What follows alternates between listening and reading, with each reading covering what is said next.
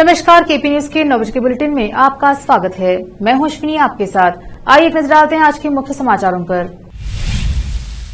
PM Modi Delhi से कर्नाटक के दौरे पर पहुंचे। बीदर हवाई अड्डे पर उनका भव्य स्वागत। बीदर शहर के नेहरू स्टेडियम में उत्तर प्रदेश के मुख्यमंत्री योगी आदित्यनाथ जनसभा को संबोधित करेंगे।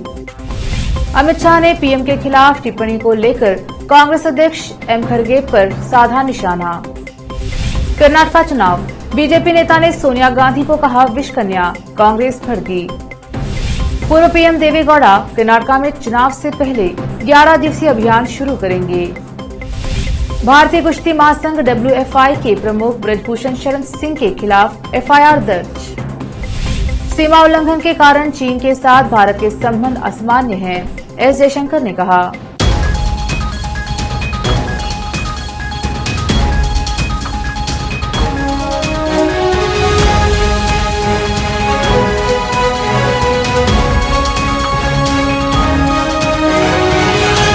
समाचारों का सिलसिला शुरू करते हुए देखते हैं समाचार विस्तार से। पहले समाचार स्थानीय।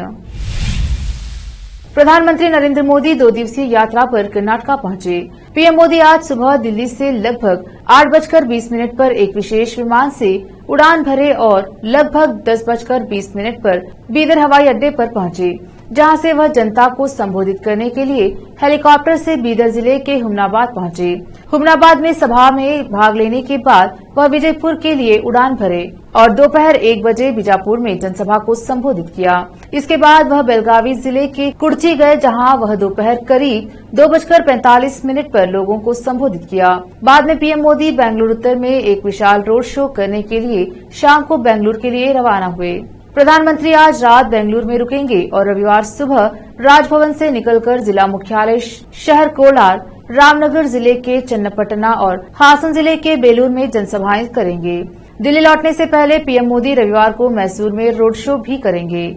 विशेष संवाददाता की रिपोर्ट। इस चुनावी दौर में राज्य सहित बीदर जिले को राष्ट्रीय स्तर और राज्य के बड़े नेताओं का प्रचार में शामिल होने का सिलसिला जारी है। इसी के तहत बीदर में भाजपा उम्मीदवार के रूप में उम्मीदवारों के प्रचार के लिए उत्तर प्रदेश के मुख्यमंत्री योगी आदित्यनाथ कल रविवार को बीदर शहर के नेहरू स्टेडियम में प्रचार सभा में भाग लेंगे और संबोधन करेंगे। बीदर उत्तर के भाजपा उम्मीदवार ईश्वर सिंह ठाकुर ने केपी न्यूज से बात करके मुख्यमंत्री योगी आदित्यनाथ के आगमन की जानकारी दी है। कैमरामैन कृष्णा का कवरेज। सम्माननीय उत्तर प्रदेश के मुख्यमंत्री जी, जिनको दुनिया एक अपूर्व नेतृत्व के रूप में जान रही है, उत्तर प्रदेश को स्वर्ग बनाने वाले माननीय और आदरणीय योगी आदित्यनाथ जी कल रविवार 30/4/2023 ठीक 5 बजे नगर के नेहरू स्टेडियम में बीदर विधानसभा क्षेत्र की विराट जनसभा को संबोधित करेंगे। मैं बीदर नगर के सभी बीदर मत क्षेत्र के सभी भाइयों से, माताओं से, युवाओं से विनती करता हूं कि ज़्यादा से ज़्यादा संख्या में ठीक 5 बजे बीदर के नेहरू स्टेडियम मैदान में कल 30/4/2023 यानी रविवार शाम 5 बजे हजारों की तादाद में आकर मान्यवर आदरणीय योगी आदित्यनाथ जी के भाषण को सुने। धन्यवाद। नमस्कार आदरणीय बीदर नगर ಮತ್ತು बीदर उत्तर ಮತಕ್ಷೇತ್ರ ಬಾಂಧವರೇ, ನಾಳೆ ರವಿವಾರ ದಿನಾಂಕ 30/4/2023 ಸಾಯಂಕಾಲ 5 ಗಂಟೆಗೆ ಬೀದರ್ ನಗರದ ನೆಹರು ಕ್ರೀಡಾಂಗಣದಲ್ಲಿ ಒಂದು ಬೃಹತ್ ಕಾರ್ಯಕರ್ತರ ಸಮಾವೇಶ ನಡೆಯಲಿದೆ। ಈ ಸಮಾವೇಶಕ್ಕೆ ಈ ದೇಶ ಕಂಡ ಅಪರೂಪದ ವ್ಯಕ್ತಿ, ಭಯೋತ್ಪಾದಕರನ್ನು, ಸಮಾಜಘಾತಕರನ್ನು ಹುಟ್ಟಡಗಿಸಿದ ಇಡೀ ಪ್ರಪಂಚವೇ ಇವತ್ತು ನೋಡ್ತಕ್ಕಂಥ ಯೋಗಿ ಆದಿತ್ಯನಾಥ್ ಅವರು ಈ ಸಭೆಯನ್ನು ಉದ್ದೇಶಿಸಿ ಮಾತನಾಡಲಿದ್ದಾರೆ। ಆದರಣೀಯ ಎಲ್ಲ ಸಜ್ಜನ ಬಂಧುಗಳು, ತಾಯಂದಿರು, ರೈತರು ಪ್ರತಿಯೊಬ್ಬರು ಈ ಕಾರ್ಯಕ್ರಮದಲ್ಲಿ ಭಾಗವಹಿಸಿ ನಾಳೆ ನಡೆತಕ್ಕಂಥ ಬೃಹತ್ ಸಾರ್ವಜನಿಕ ಸಭೆಯನ್ನು, ಭಾರತೀಯ ಜನತಾ ಪಕ್ಷದ ಸಭೆಯನ್ನು ಯಶಸ್ವಿಗೊಳಿಸಬೇಕಾಗಿ ವಿನಂತಿ ಇದೆ। ನಾಳೆ ರವಿವಾರ ದಿನಾಂಕ 30ನೇ ತಾರೀಕು ಸಾಯಂಕಾಲ 5 ಗಂಟೆಗೆ ನೆಹರು ಕ್ರೀಡಾಂಗಣದಲ್ಲಿ। ಧನ್ಯವಾದಗಳು। एकता फाउंडेशन द्वारा कल और रात के अमरेश्वर कल्याण मंडप में एक प्रेस मीट का आयोजन किया गया है, जिसमें फाउंडेशन द्वारा तय किया जाएगा कि चुनाव में किसका समर्थन करना है और यह बात फाउंडेशन के अध्यक्ष रविंद्र स्वामी ने कही है। नमस्ते। कल यानी कि 30 तारीख सुबह 10 बजे अमरेश्वर कल्याण मंडप में हम लोगों का प्रेस मीट है। मेरे फाउंडेशन के पूरे कार्यकर्ता लोग आइए, हम लोग कल से काम चालू करेंगे और हम लोग किसको समर्थन देना कल डिसाइड करके मीडिया में बोल देंगे। और कल से हमको फिर काम पे लगना है, प्रभु चौहान मुक्त तालुका बनाना है। जय हिंद, जय भारत, धन्यवाद। लेते हैं छोटा सा ब्रेक, जल्द लौटेंगे ब्रेक के बाद। हिंदुस्तान के हर कोने में हम हैं मौजूद। 24 घंटे हालात पर गहरी नजर, खबरों से जुड़े चुपते सवालात और आपको दिखाता है धार्मिक, सामाजिक, राजनीतिक, लोकल और इंटरनेशनल न्यूज की सबसे बेहतर कवरेज, जो आपको रखती है हर पल बाखबर। देश और दुनिया भर की खबर के लिए देखते रहें KP news 24/7। Noor education trust Bidar की ओर से चलाए जाने वाला Noor MEd and BEd college Bidar, recognised by NCTE Delhi and affiliated to Gulbarga University, Gulbarga. Admission are open for the academic year 2022-23.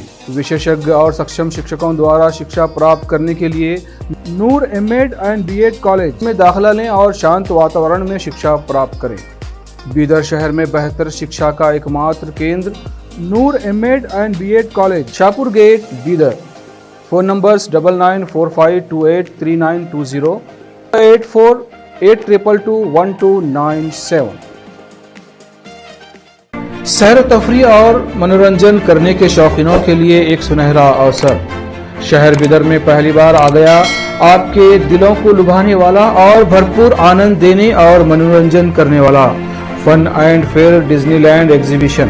Bidar के गुम्पा रोड पर 20 मार्च से जारी है और अप्रैल के पूरे महीने ये एग्जीबिशन रहेगी। हर दिन शाम 5 बजे से रात 10 बजे तक घूमिए। इस एग्जीबिशन में विभिन्न प्रकार के आकर्षक चीजें देखने को मिलेंगी और साथ में है रोबोटिक एनिमल शो। इसके अलावा break dance, long tower, dragon train, octopus, merry go round, water boating के अलावा कई हॉरर शो। महिलाओं के लिए चूड़ियों, चप्पलों और ज्वेलरी के अलावा शॉपिंग की दुकानें उपलब्ध हैं। इसके अलावा खाने पीने की चीजों के शॉप्स भी उपलब्ध हैं। बच्चे, बड़े, बुजुर्ग, महिलाएं और पुरुष सभी इस एग्जीबिशन का आनंद उठा सकते हैं। जल्दी कीजिए और इस सुनहरी मौके से लाभ उठाइए। आइए और देखिए fun and fair Disneyland exhibition, साथ में रोबोटिक एनिमल शो। इस शानदार एग्जीबिशन में यहाँ की चीजों को देखने और आनंद लेने के लिए आप अपने पूरे परिवार और अपने नन्हे मुन्नों के साथ चले आइए। एड्रेस गुम्पा रोड, बिसाइड बिग बाजार, opposite BVB college, Bidar. Break के बाद स्वागत है आपका, देखते हैं आगे के समाचार। प्रधानमंत्री नरेंद्र मोदी पर कांग्रेस अध्यक्ष मल्लिकार्जुन खड़गे के जहरीले सांप वाले बयान को लेकर कांग्रेस पर निशाना साधते हुए केंद्रीय गृह मंत्री अमित शाह ने शुक्रवार को कहा कि पार्टी और उसके नेताओं का दिमाग खराब हो गया है। यह देखते हुए कि पीएम मोदी का दुनिया भर में बहुत सम्मान के साथ स्वागत किया जाता है। उन्होंने कहा कि कांग्रेस इस तरह के बयानों से लोगों को भड़का नहीं सकती है, क्योंकि पीएम के लिए समर्थन उतना ही बढ़ेगा जितना वे उन्हें गाली देंगे। कांग्रेस में मुद्दों की कमी है। पिछले 9 वर्षों में प्रधानमंत्री नरेंद्र मोदी ने दुनिया में भारत का गौरव बढ़ाया है। उन्होंने भारत को समृद्ध बनाने के लिए काम किया है। उन्होंने भारत के बुनियादी ढांचे को मजबूत किया है और उन्होंने भारत की सीमाओं को सुरक्षित बनाया है। जहां भी मोदी जी दुनिया भर में जाते हैं, वहां लोग मोदी मोदी के नारे के साथ उनका स्वागत करते हैं। धारवाड़ जिले के नवलगुंड में एक जनसभा को संबोधित करते हुए उन्होंने कहा, कांग्रेस अध्यक्ष मल्लिकार्जुन खड़गे कहते हैं कि हमारे नेता पीएम मोदी, जिनका पूरा विश्व सम्मान और स्वागत करता है, एक जहरीले सांप की तरह है। मैं आपसे पूछना चाहता हूं, क्या कर सकते हैं? आप कांग्रेस पार्टी को चुनाव में विजयी बनाते हैं, जिसने मोदी की तुलना एक जहरीले सांप से की है। वही कांग्रेस नारा देती है, मोदी तेरी कब्र खुदेगी। सोनिया गांधी कहती हैं, मौत का सौदागर। प्रियंका गांधी कहती हैं, नीची जाति के लोग। और खड़गे विशैला साम कहते हैं, कांग्रेस के लोग आप अपना दिमाग खो चुके हैं। आप मोदी को कितना भी गाली दें, कमल खिलेगा। पीएम मोदी को गाली देकर कांग्रेस कर्नाटका के लोगों को भड़का नहीं सकती है। उन्होंने आगे कहा कि यदि आप मोदी को गाली देंगे तो उनके लिए समर्थन बढ़ेगा।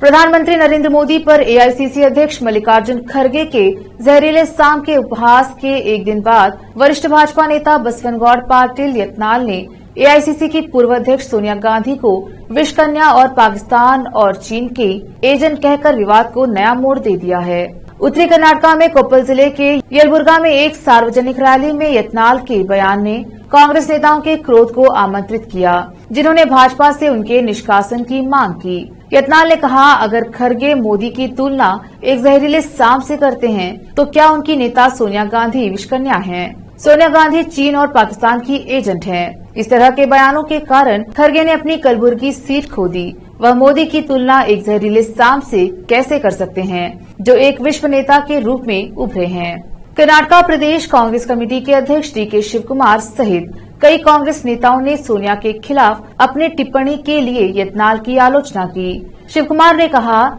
जब मेरे जैसे पार्टी कार्यकर्ताओं को तिहाड़ जेल भेजा गया तो सोनिया गांधी ने मुझसे मुलाकात की। इससे मुझे और साथ ही साथ कांग्रेस कार्यकर्ताओं को ताकत मिली। यत्नाल ने ऐसी महिला को विषकन्या कहा है जिसे कांग्रेस बर्दाश्त नहीं करेगी। उन्होंने कहा कि प्रधानमंत्री मोदी और मुख्यमंत्री बसवराज बोम्मई को यत्नाल को भाजपा से बर्खास्त करने के अलावा माफी मांगनी चाहिए।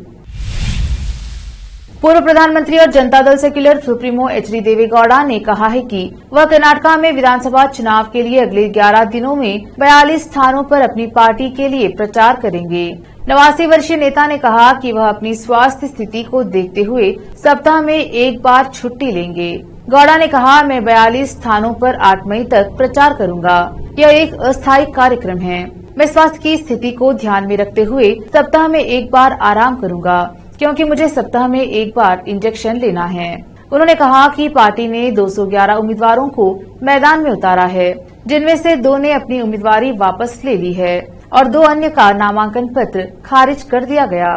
तो 207 जेडीएस के उम्मीदवार मैदान में हैं। इसके अलावा जेडीएस ने भाजपा के 3 और रिपब्लिकन पार्टी ऑफ इंडिया के 3 उम्मीदवारों को अपना समर्थन दे रही है। वक्त है छोटे से ब्रेक का, जल्द लौटेंगे ब्रेक के बाद। हिंदुस्तान के हर कोने में हम हैं मौजूद। 24 घंटे हालात पर गहरी नजर, खबरों से जुड़े चुपते सवालात और आपको दिखाता है धार्मिक, सामाजिक, राजनीतिक, लोकल और इंटरनेशनल न्यूज की सबसे बेहतर कवरेज, जो आपको रखती है हर पल बाखबर। देश और दुनिया भर की खबर के लिए देखते रहें KP news 24/7। Noor education trust Bidar की ओर से चलाए जाने वाला Noor MEd and BEd college Bidar, recognised by NCTE Delhi and affiliated to Gulbarga University, Gulbarga. Admission are open for the academic year 2022-23. विशेषज्ञ और सक्षम शिक्षकों द्वारा शिक्षा प्राप्त करने के लिए नूर एमएड एंड बीएड कॉलेज में दाखिला लें और शांत वातावरण में शिक्षा प्राप्त करें। बीदर शहर में बेहतर शिक्षा का एकमात्र केंद्र Noor MEd and BEd college, Shahpur gate, Bidar. Phone numbers 9945283920, 8482221297।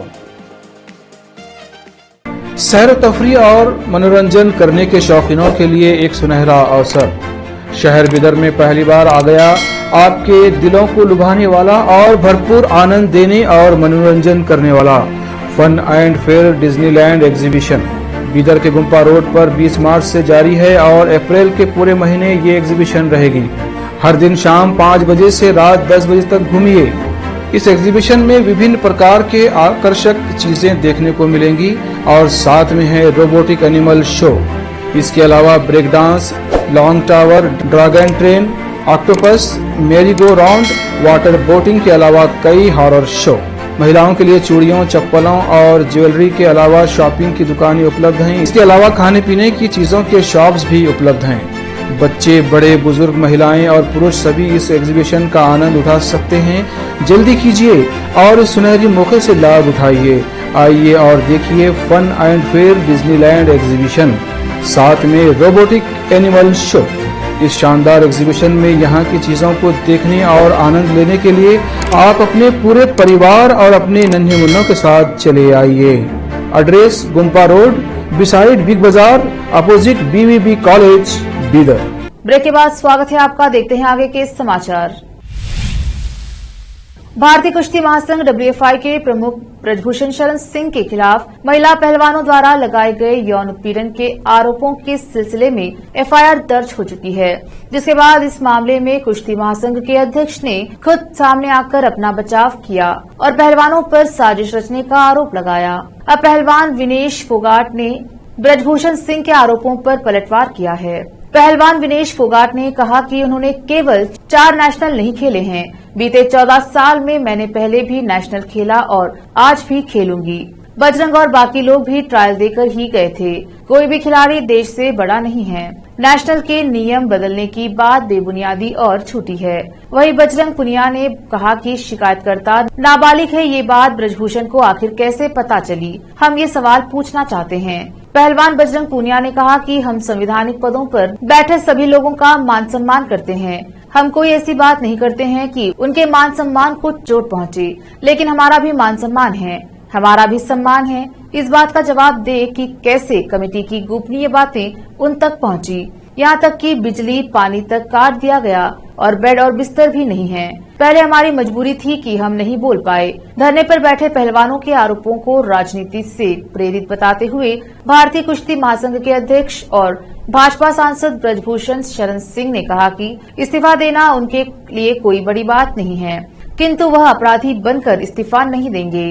Brijbhushan ने कहा, मैं पूरी तरह से निर्दोष हूं और मुझे सुप्रीम कोर्ट और दिल्ली पुलिस पर पूरा भरोसा है। मैं हर तरह की जांच का सामना करने को तैयार हूं। भारत के विदेश मंत्री एस जयशंकर ने 28 अप्रैल को सेंटो डोमिंगो में कहा कि चीन के साथ सीमा प्रबंधन समझौते के उल्लंघन के कारण भारत चीन के संबंध असामान्य हैं। विदेश मंत्री एस जयशंकर 28 अप्रैल को सेंटो डोमिंगो पहुंचे थे। एस जयशंकर की डोमिनिकन गणराज्य देश की पहली आधिकारिक यात्रा है। विदेश मंत्री ने ट्वीट कर कहा कि अपनी पहली आधिकारिक यात्रा के लिए सेंटो डोमिंगो पहुंचा। जयशंकर ने यहां डोमिनिकन गणराज्य के राजनयिक स्कूल के राजनयिक कोर और यंग माइंड्स को संबोधित करते हुए कहा, भारत ने पूरे क्षेत्र में कनेक्टिविटी, संपर्क और सहयोग में नाटकीय बदलाव देखा है। हालांकि सीमा पार आतंकवाद के मद्देनजर पाकिस्तान इसका अपवाद बना हुआ है। चाहे वह अमेरिका हो, यूरोप, रूस या जापान, हम यह सुनिश्चित करने की कोशिश कर रहे हैं कि ये सभी संबंध विशेषता की मांग किए बिना आगे बढ़ें। वही सीमा विवाद और वर्तमान में भारत और चीन के संबंधों की असामान्य प्रकृति के कारण चीन अलग श्रेणी में आता है। जयशंकर ने कहा कि पेंगोंग झील क्षेत्र में हिंसक झड़प के बाद 5 मई 2020 को पूर्वी लद्दाख सीमा पर गतिरोध शुरू हो गया। जून 2020 में गालवान घाटी में भयंकर संघर्ष के बाद दोनों देशों के बीच संबंधों में काफी गिरावट आई, जिसने दशकों में दोनों पक्षों के बीच सबसे गंभीर सैन्य संघर्ष को चिन्हित किया है। अपने संबोधन में जयशंकर ने बताया कि कैसे भारत दुनिया से संपर्क करता है और लैटिन अमेरिका को जोड़ता है और आज के भारत और कल के भारत का क्या अर्थ होना चाहिए। भारत की सबसे अधिक दबाव वाली प्राथमिकताएं स्पष्ट रूप से इसके पड़ोस में हैं। इसके आकार और आर्थिक ताकत को देखते हुए यह सामूहिक लाभ के लिए बहुत अधिक है कि भारत छोटे पड़ोसियों के साथ सहयोग के लिए एक उदार और गैर पारस्परिक दृष्टिकोण अपनाता है और ठीक यही हमने किया है। मुख्यमंत्री अशोक गहलोत ने केंद्रीय मंत्री गजेंद्र सिंह शेखावत के रावण वाले बयान पर जवाब दिया है। गहलोत ने चूरू के तारानगर में महंगाई राहत कैंप के दौरान गजेंद्र सिंह शेखावत पर हमला बोला। गहलोत ने कहा, रावण रूपी अशोक गहलोत को हमें खत्म करना है। मैं इसका भी स्वागत करता हूं।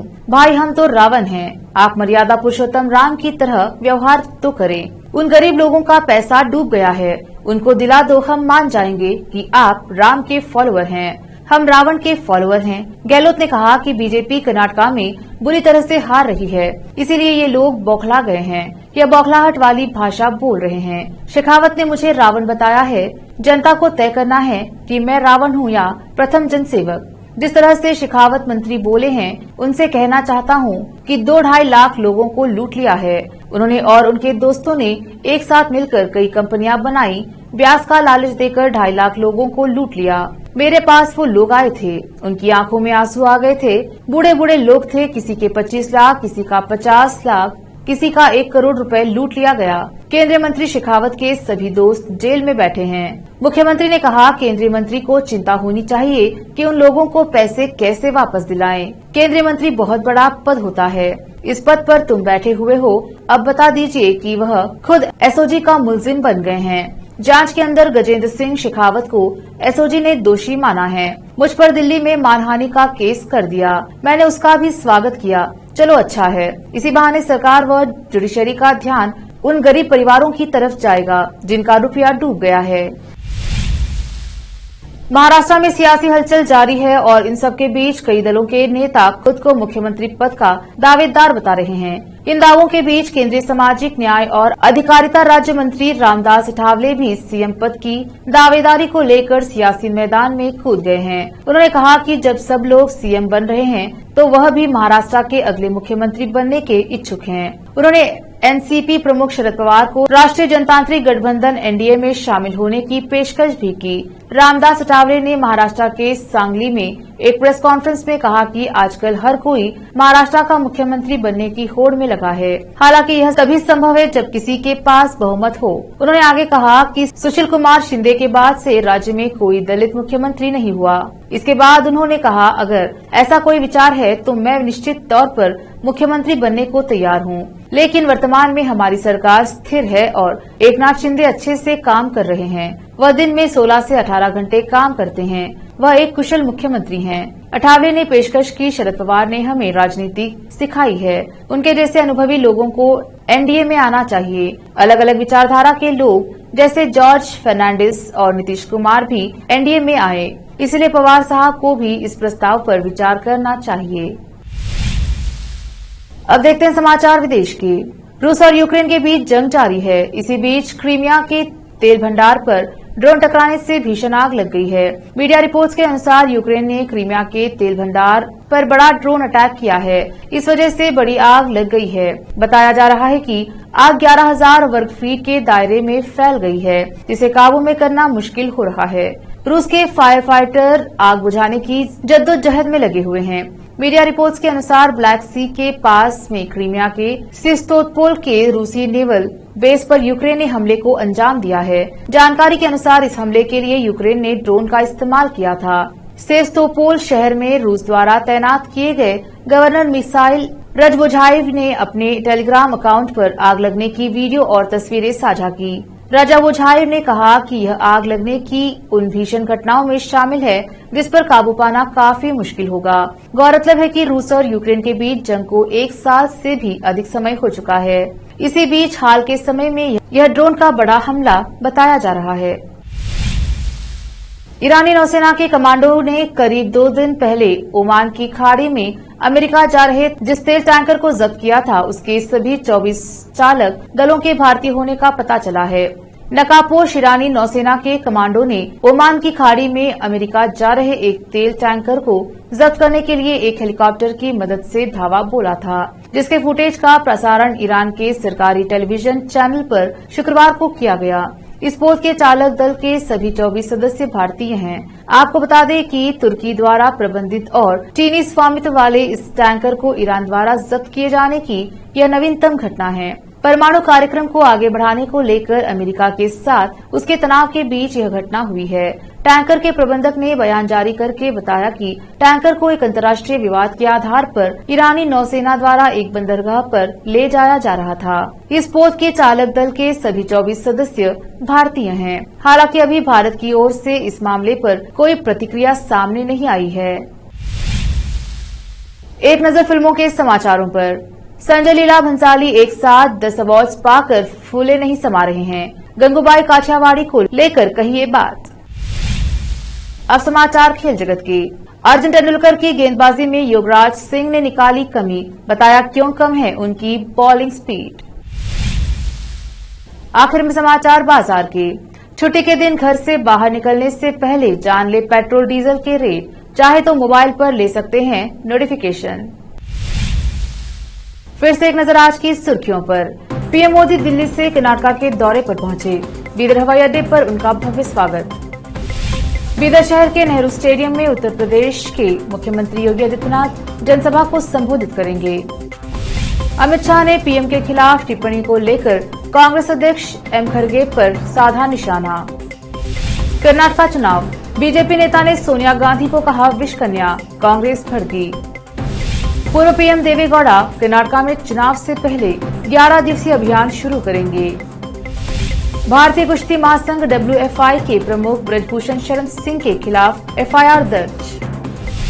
सीमा उल्लंघन के कारण चीन के साथ भारत के संबंध असामान्य हैं, एस जयशंकर ने कहा।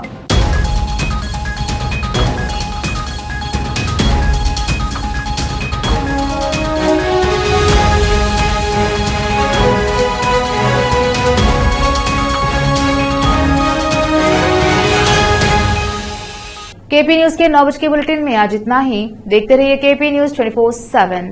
धन्यवाद।